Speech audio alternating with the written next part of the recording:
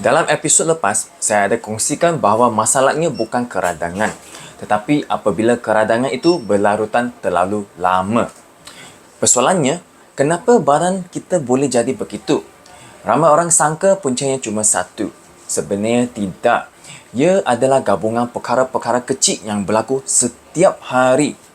Tidur yang tidak mencukupi, tekanan yang berpanjangan, kurang bergerak, pemakanan yang tinggi, makanan ultra proses, berat badan yang berlebihan.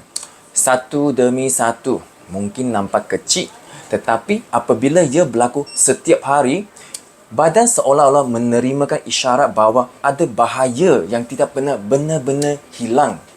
Akibatnya, keradangan terus berada pada tahap yang sangat-sangat rendah tetapi berpanjangan.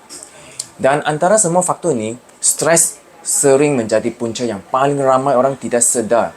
Macam mana stres boleh menyebabkan badan berada dalam keadaan yang radang?